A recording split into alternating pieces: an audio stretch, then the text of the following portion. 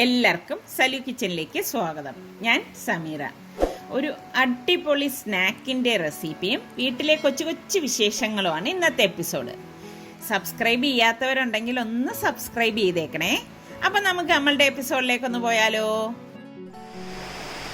സമയം 6 മണി കഴിഞ്ഞിട്ടുണ്ട്. രാവിലെയൊക്കെ നല്ല മഴ പെയ്തുകൊണ്ടിരിക്കുകയായിരുന്നു. ഇപ്പോഴും മഴ പെയ്തുകൊണ്ടിരിക്കുകയാണ്. അത് കാരണം പ്രഭാതം എടുക്കാൻ നിവർത്തിയില്ല. ഇതാണ് നമ്മളുടെ ഇന്നത്തെ പ്രഭാതം.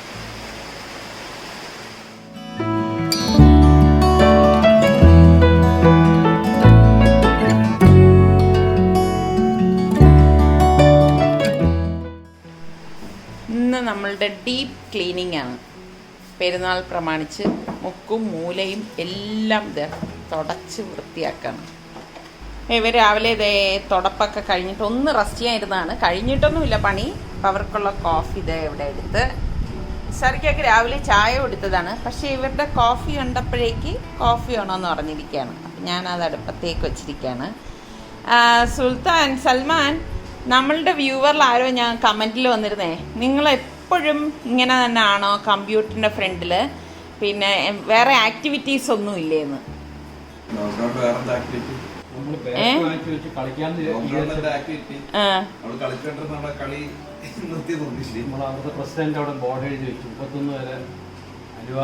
ആ 31 ആയല്ലോ, 2 ദിവസം കൂടിയല്ലേ ഉള്ളൂ.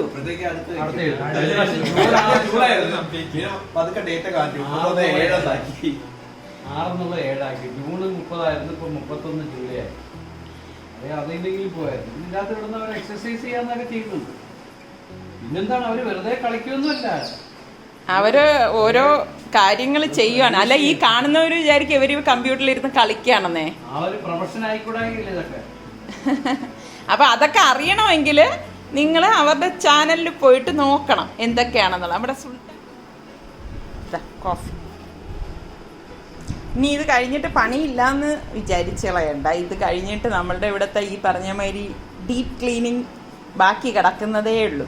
പെരുന്നാളൊക്കെ വരെയല്ലേ. അപ്പോൾ പെരുന്നാളിനൊക്കെ മുന്നോടിയായിട്ട് ഒന്നുമില്ലെങ്കിലും വീടൊക്കെ ഒന്ന് നല്ല വൃത്തിയാക്കുക എന്ന് പറഞ്ഞാൽ അതും ഒരു സന്തോഷം തന്നെയാണ്.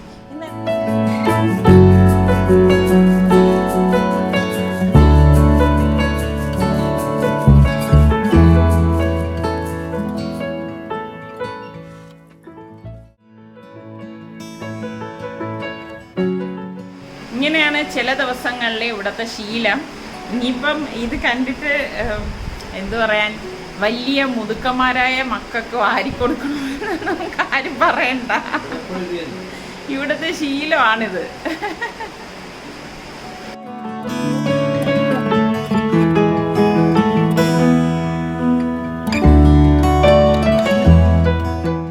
നല്ല ചൂട് ഗോതമ്പൂട്ടും പഴവും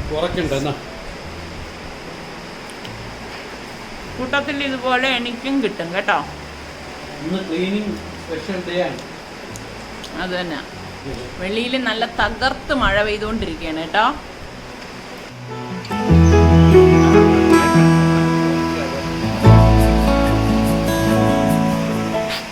ഞാൻ ഫില്ലിങ്ങിന് വേണ്ടിയിട്ട് ഇവിടെ 2 നല്ല പഴുത്ത ഏത്തപ്പഴം എടുത്തിട്ടുണ്ട്. ഈ ഏത്തപ്പഴം ഒന്ന് ചെറുതായിട്ട് കട്ട് ചെയ്തെടുക്കാം.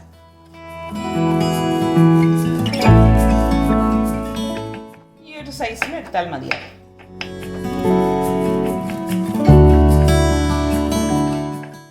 ഞാൻ പഴം ഇതുപോലെയാണ് ചെറുതായിട്ട് കട്ട് ചെയ്തെടുത്തിരിക്കുന്നത്.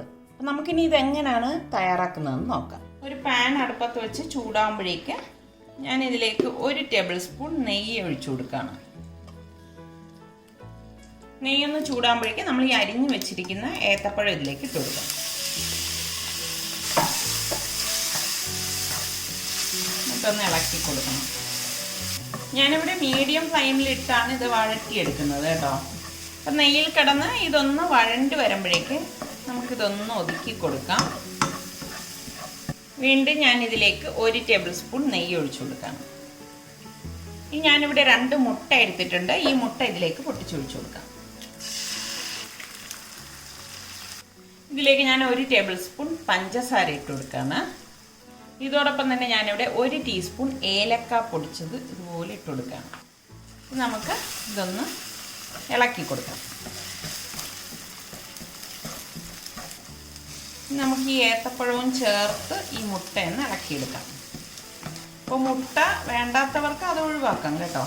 പിന്നെ കുട്ടികൾക്കൊക്കെ കൊടുക്കുമ്പം ഈ ഒരു രീതിയിൽ കൊടുത്താൽ അവർക്ക് നല്ല ഇഷ്ടമാവും. ഇനി നമുക്കിതിലേക്ക് തേങ്ങ ചിരകിയത് ഒരു 3 ടേബിൾ സ്പൂൺ ഇട്ട് കൊടുക്കണം. എല്ലാം കൂട്ടിയിട്ടൊന്ന് മിക്സ് ചെയ്യാം. ശരിക്കും ആ പഞ്ചസാരയും ഏലക്ക പൊടിച്ചതും തേങ്ങയും ഏത്തപ്പഴവും ഒക്കെ ചേർന്നിട്ട് നല്ല ഒരു മണം വരുന്നുണ്ട് കേട്ടോ. ഇനി ഞാനിവിടെ തരിതരിപ്പായിട്ട് കപ്പലണ്ടി പൊടിച്ചെടുത്ത് വെച്ചിട്ടുണ്ട്. അത് ഞാൻ 2 ടേബിൾ സ്പൂൺ ഇട്ട് കൊടുക്കണം. ഇതിനൊന്നും പ്രത്യേകിച്ചൊരു അളവോ കണക്കൊന്നും ഇല്ല കേട്ടോ. നമുക്ക് എത്രയാണോ വേണ്ടത് അതിനനുസരിച്ച് ചേർത്ത് കൊടുത്താൽ മതി. ഇനി ഒരു കളറിന് വേണ്ടിയിട്ട് ഞാനിവിടെ 1 ടേബിൾ സ്പൂൺ ടൂട്ടി ഫ്രൂട്ടിയുടെ ഇട്ട് കൊടുക്കണം. ഇത് ഓപ്ഷണലാണ് കേട്ടോ. അപ്പം നമ്മളുടെ ഫില്ലിംഗ് ഇവിടെ റെഡി ആയിട്ടുണ്ട്. അപ്പം ഇനി ഇത് തണുക്കാനായിട്ട് നമുക്ക് ഒരു പ്ലേറ്റിലേക്ക് മാറ്റി വെക്കാം.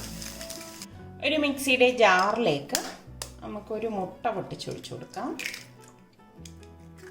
ഇതിലേക്ക് നമുക്ക് 1 കപ്പ് പാലൊഴിച്ചു കൊടുക്കാം. ഇതിലേക്ക് ഞാൻ 2 ടേബിൾ സ്പൂൺ പഞ്ചസാര ഇട്ട് കൊടുക്കാം. പിന്നെ നമുക്ക് 1 ടീസ്പൂൺ ഏലക്ക പൊടിച്ചത്, 1/2 ടേബിൾ സ്പൂൺ നെയ്യ്. ഇനി നമുക്ക് 1/2 കപ്പ് ഗോതമ്പ് മാവാണ് ഞാനിവിടെ എടുത്തിരിക്കുന്നത്.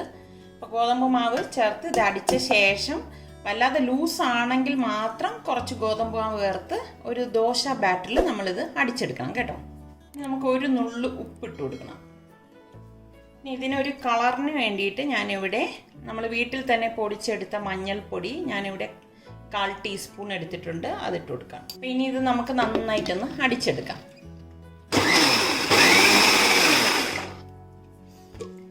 അപ്പം ഞാനിവിടെ അടിച്ചെടുത്തിട്ടുണ്ട്. അപ്പോൾ ഇതാണ് ഈ ഒരു ബാറ്ററിൻ്റെ പരുവം എന്ന് പറഞ്ഞാൽ. കണ്ടോ? അപ്പം ഒട്ടും കട്ടയില്ലാതെ നമ്മളിത് അടിച്ചെടുക്കണം. അപ്പം ഞാൻ ഇനി ഇതൊരു ബൗളിലേക്ക് ഒഴിച്ചു കൊടുക്കണം. അപ്പം നമ്മൾ ഈ അടിച്ച് വെച്ചിരിക്കുന്ന ബാറ്റർ ഇതിലേക്ക് ഒഴിച്ചു കൊടുക്കാം. അപ്പോൾ അതേ ബാറ്റർ ഇവിടെ റെഡി ആയിട്ടുണ്ട്. ഇനി നമുക്കിത് എങ്ങനെയാണ് റെഡിയാക്കുന്നതെന്ന് നോക്കാം. അപ്പോൾ നമുക്കൊരു പാൻ അടുപ്പത്തേക്ക് വെച്ച് ചൂടാകുമ്പോൾ ഇതുപോലെ നെയ്യൊന്ന് ബ്രഷ് ചെയ്ത് കൊടുക്കണം.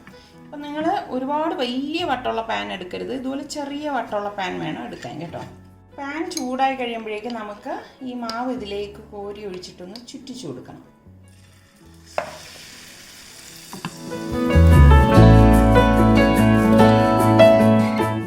ഇതുപോലെ ഒന്ന് ചുറ്റിച്ചെടുക്കണം.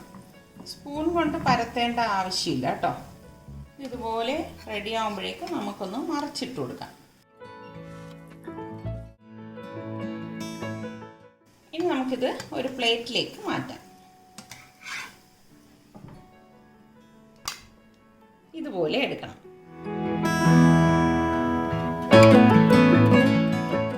നമ്മൾ കോരി ഒഴിച്ച ഉടൻ തന്നെ ഇതുപോലെ ചുറ്റിച്ചു കൊടുക്കണം കേട്ടോ. അല്ലെങ്കിൽ എന്താണെന്ന് വെച്ചാൽ അത് അവിടെ ഇരുന്ന് കട്ടിയായി പോകും. അപ്പോൾ ഇതുപോലെ വേണം നമ്മളിത് ചുറ്റിച്ചെടുക്കാനുള്ളത്. നമുക്കിനി ഇത് ഫില്ല് ചെയ്ത് സ്റ്റിക്ക് ചെയ്യാൻ വേണ്ടി ഞാനിവിടെ 1.5 ടേബിൾ സ്പൂൺ മൈദാമാവ് എടുത്തിട്ടുണ്ട്. ഇതിൽ കുറച്ച് വെള്ളം ഒഴിച്ചിട്ട് ഒരു പേസ്റ്റ് പോലെ ഇതൊന്ന് കുഴച്ചെടുക്കും. അപ്പോൾ ഞാനിതുപോലെ കുഴച്ചെടുത്തിട്ടുണ്ട്. ഇപ്പം ഞാനിവിടെ പാൻ കേക്ക് എല്ലാം റെഡിയാക്കി വെച്ചിട്ടുണ്ട്. അതുപോലെ തന്നെ നമ്മളുടെ ഫില്ലിങ് ഇവിടെ റെഡിയാണ്. പിന്നെ നമ്മൾ ഇതിലേക്ക് പീനട്ട് ബട്ടർ ഉപയോഗിക്കുന്നുണ്ട്. അപ്പോൾ നമുക്കിത് എങ്ങനെയാണ് റെഡിയാക്കി എടുക്കുന്നതെന്ന് നോക്കാം. അപ്പം ഒരു പ്ലേറ്റിലേക്ക് നമുക്ക് ഈ തയ്യാറാക്കി വെച്ചിരിക്കുന്ന പാൻ കേക്ക് വെച്ച് കൊടുക്കണം. ഇനി ഇതിലേക്ക് നമുക്ക് ഈ പീനട്ട് ബട്ടർ ഒന്ന് തേച്ച് കൊടുക്കാം. കുട്ടികൾക്കൊക്കെ ഇത് നല്ല ഇഷ്ടപ്പെടും കേട്ടോ. ഞാനിത് ഇതുപോലെ തേച്ച് പിടിപ്പിച്ചിട്ടുണ്ട്. ഇനി നമുക്ക് ഈ തയ്യാറാക്കി വെച്ചിരിക്കുന്ന ഫില്ലിങ് ഇതിലേക്ക് വെച്ച് കൊടുക്കാം. സെൻറ്ററിൽ വെച്ച് കൊടുക്കണേ. നമുക്കിനി ഇത് മടക്കിയെടുക്കാം. ഞാൻ ഈ മൈദ ഇതുപോലെ കലക്കി വെച്ചിരിക്കുന്നത് ഇതിലേക്കൊന്ന് ബ്രഷ് ചെയ്തിട്ട് ഒട്ടിച്ചു കൊടുക്കാം.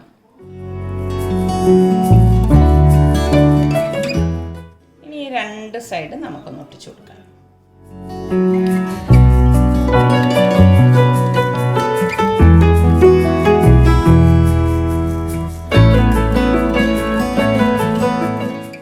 ഇതുപോലെ നമ്മൾ മടക്കിയെടുക്കും.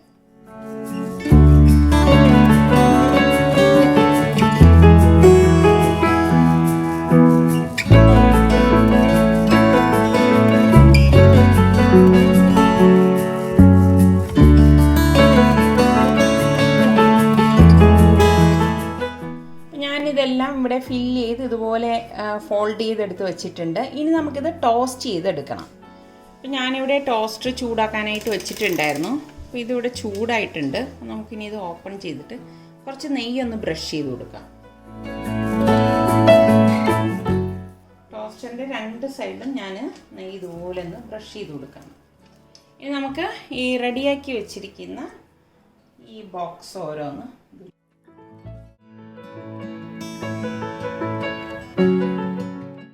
നമുക്കിത് അടച്ച് ഒന്ന് ടോസ്റ്റ് ചെയ്തെടുക്കാം.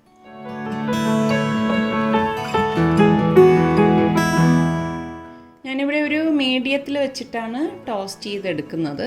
അപ്പോൾ നമുക്ക് ടോസ്റ്റർ ഇല്ലെങ്കിൽ കുഴപ്പമൊന്നുമില്ല, ഒരു പാനിൽ വെച്ചിട്ട് നമുക്ക് ഇതുപോലെ ടോസ്റ്റ് ചെയ്തെടുത്താൽ മതി കേട്ടോ. കുട്ടികൾക്കൊക്കെ ഇങ്ങനെ ടോസ്റ്റ് ചെയ്ത് കൊടുക്കുമ്പോൾ ഭയങ്കര ഇഷ്ടമായിരിക്കും. ഇത്രയും മതിയാകും. ഓ, അടിപൊളി മണമാണ് വരുന്നത് കേട്ടോ. നമുക്കിനി ഇത് ഒരു പ്ലേറ്റിലേക്ക് മാറ്റാം.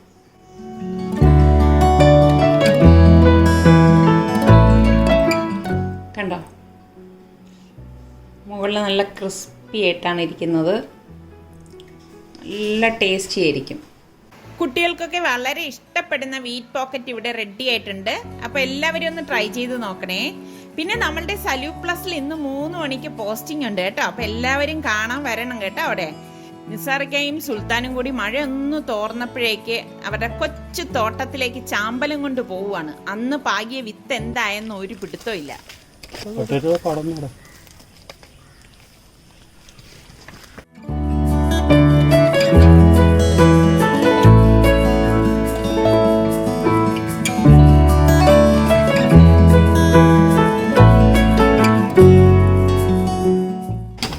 ഇത് ഫുള്ള് മുളകും പിന്നെ നമ്മുടെ പൊട്ടാറ്റോ, പിന്നെ ഇവിടെ എന്തൊക്കെയായിരുന്നപ്പോൾ തക്കാളി, വെണ്ടയ്ക്ക, പിന്നെ ഒന്നുകൂടെ ഉണ്ടായിരുന്നു. എന്തായാലും അത് 3 കൊണ്ടിട്ടേക്ക്.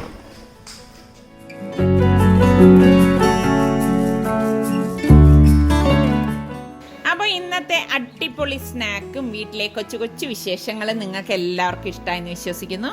ഇനി നമുക്ക് അടുത്ത നല്ല എപ്പിസോഡുമായി വരുന്നത് വരെ എല്ലാവർക്കും ബൈ.